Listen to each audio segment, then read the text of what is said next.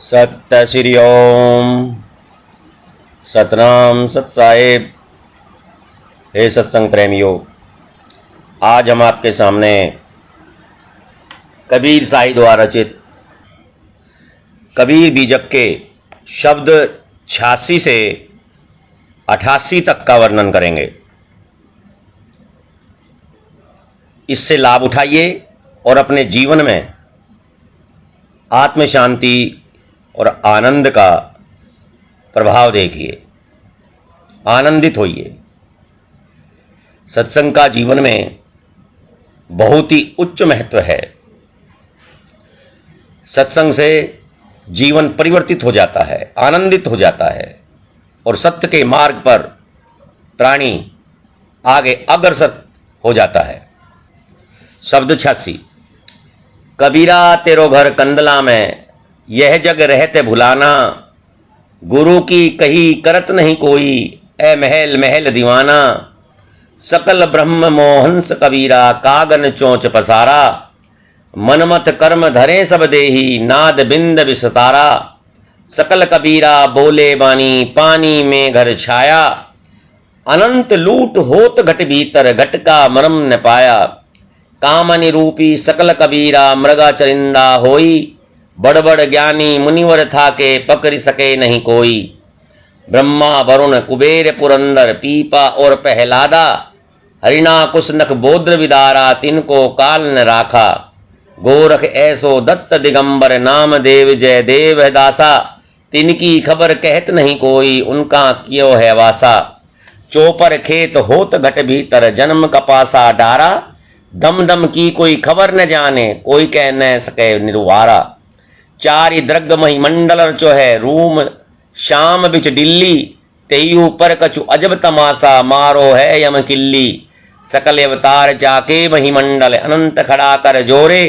अद्भुत यगम उगा रचो है, ई सब शोभा तेरे। सकल कबीरा बोले बीरा, अजौ सो होशियारा। कहे कबीर गुरु सिकली दर्पण, हरदम कही पुकारा।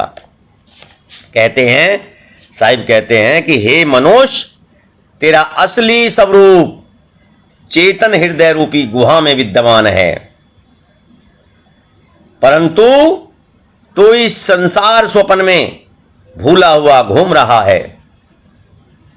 संसार रूपी स्वप्न में भूला हुआ घूम रहा है।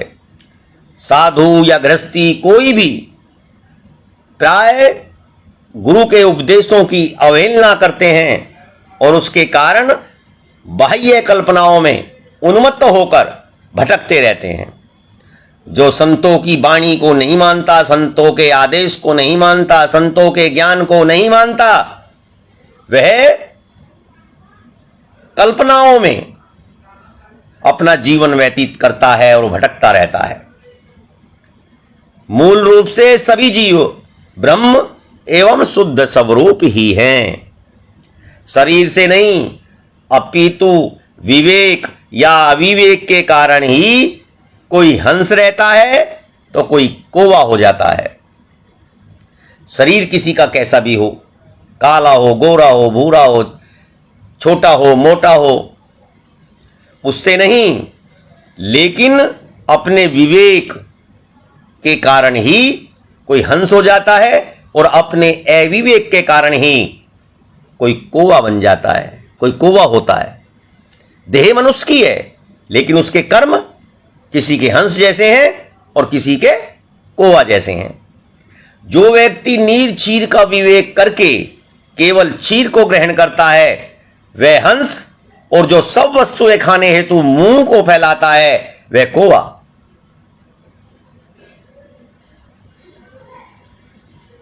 सभी शरीरधारी सकाम कर्म करके ही नाना प्रकार का शरीर धारण करते हैं। जो अपने कर्म से बंधा हुआ है, वे उसी तरह का शरीर धारण करते हैं और नाद बिंद से अपनी सृष्टि का विस्तार करते हैं। साहिब कहते हैं कि जो आदमी बातें तो ज्ञान की करते हैं, परंतु पानी में घर बनाते हैं, अर्थात ज्ञान की बातें करते हुए अपना आचरण संसार में डूबने वाला रखते हैं। बातें ज्ञान की करेंगे और कर्म से संसार में डुबकी लगाए रहते हैं। तो इसे कहते हैं पानी में घर बनाना। हृदय के भीतर अनंत आत्मिक धन की लूट हो रही है। आपके हृदय के भीतर अनंत आत्मिक धन की लूट हो रही है। जीव अपने घर अर्थात भीतर का हाल भी नहीं जान पा रहा है। अपने अंदर की बात कोई नहीं जान रहा है। इतना ही नहीं, बल्कि कामना रूपी पशु सबके हृदय रूपी खेत को चर रहा है। कामना सबके हृदय पे अपना वशीकरण करे बैठी है। इसे वश में करने हेतु बड़े बड़े शास्त्र ज्ञानी और मुनि लोग थक गए। इस कामना को वश में करने के लिए बड़े बड़े शास्त्र ज्ञानी और मुनि लोग थक गए, परंतु इस कामना रूपी पशु को पकड़ नहीं पा रहे हैं।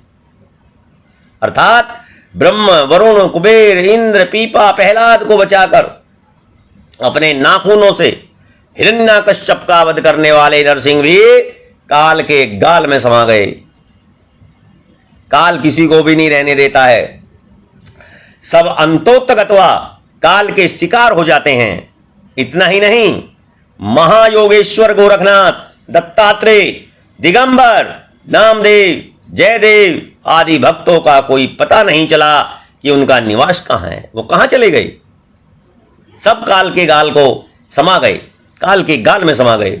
मन, बुद्धि, चित्त और अहंकार का चौसर सबके हृदय में बसा है और अनेकों योनियों में भटकना पासे के समान है।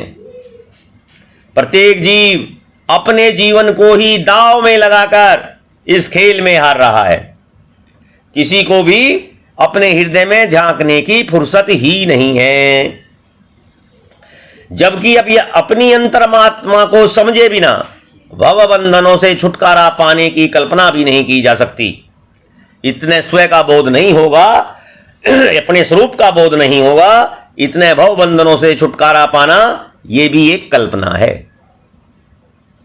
कहने का अर्थ यह है कि शरीर रूपी पृथ्वी मंडल पर नाभि, हृदय, कंठ, त्रिकुटी ये 4 दिशाएं बताई गई हैं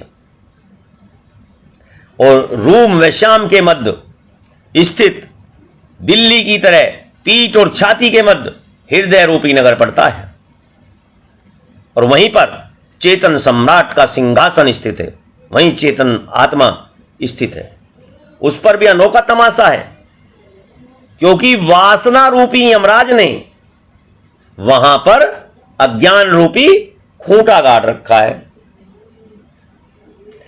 हे मानव, तेरी विभूति एवं शोभा अनोखी है, क्योंकि पृथ्वी मंडल पर देह धारण रूपी समस्त अवतार और अनंत प्रकृति तुम्हारे सम्मुख हाथ बांधे खड़ी है। तुमने अद्भुत, अपार और अथाह ज्ञान विज्ञान का समुद्र रच डाला है। हे मनुष्यों, मन पर विजय पाने वाले संत लोग सभी मनुष्यों का हित का रास्ता दिखलाते हैं। यदि हम उनके सद उपदेशों पर चलेंगे, सद उपदेशों पर चलेंगे तो हमारा कल्याण निश्चित है। साहिब कहते हैं कि गुरुजन रूपी सिकलीगर हमारे हृदय को मांझकर उसे दर्पण के समान स्वच्छ करने के लिए हमें पुकार रहे हैं। हम उनकी ओर अवश्य ध्यान देना चाहिए। शब्द 87। कबीरा तेरो बन कंदला में, मानो वहिरा खेले, बफुआरी आनंद मृगा, रुचि रुचि सर मेले, चेतत रावल पावन खेड़ा, सहजे मूल बांधे, ध्यान धनुष ज्ञान बान जोगेश्वर साधे, शट चक्र बेदी कमल बेदी, जया उजियारी कीना, काम क्रोध लोभ मोह हाँ की सावज दीना, गगन मध्य रोकिन द्वारा, जहां दिवस नहीं राती, दास कबीरा जाय पहुंचे, बिछुरे संगो साथी। साहिब कहते हैं कि हे मनुष्य, तुम्हारे हृदय रूपी मन में मन शिकार खेल रहा है। कौन शिकार खेल रहा है? मन शिकार खेल रहा है। और शरीर रूपी बगीचे के आनंद रूपी मृग पर इच्छा अनुसार बाण चला रहा है। जो हमारे अंदर आनंद है उसको मार रहा है, यह मन उसको मार रहा है, तुम्हारे जीवन की सुख शांति को नष्ट कर रहा है। योगी मन से सावधान हो जाता है और षट कर्मों के द्वारा अपने शरीर को शुद्ध कर लेता है। सरलता पूर्वक सरल ढंग से मूल बंध मुद्रा में स्थित हो जाता है और फिर योगेश्वर ध्यान रूपी धनुष पर ज्ञान रूपी बाण से लक्ष्य पर निशाना साधता है। योगी लोग अपने ध्यान और ज्ञान से अपने ध्यान में आगे बढ़ते हैं और उस ध्यान को आगे बढ़ाने के लिए उनका ज्ञान कार्य करता है। बाण, मूलाधार इत्यादि 6 चक्रों को भेद कर गगन गुफा में पहुंच जाता है और प्रकाशित कर देता है। योगी पुरुष काम, क्रोध, लोभ, मोह आदि को भगा देता है और सभी द्वारों को रोककर योगी गगन गुफा सहस्त्राधार में समाधि लीन हो जाता है, जहां पर रात दिन सब एक समान है। कहने का तात्पर्य यह है कि योगी उच्च स्थिति में पहुंच जाता है, जहां पहुंचने से पूर्व भी तत्व प्रकृति रूपी संगी साथी स्वामी छूट जाते हैं, अर्थात परम तत्व को प्राप्त करने के पश्चात कोई अवरोध नहीं रहता। योगी लोग अपनी सारी वासनाओं को, कामनाओं को त्याग कर देते हैं और बाहरी प्रकृति से छूट जाते हैं और सीधे गगन गुफा सहस्त्रधार में समाधि लीन हो जाते हैं।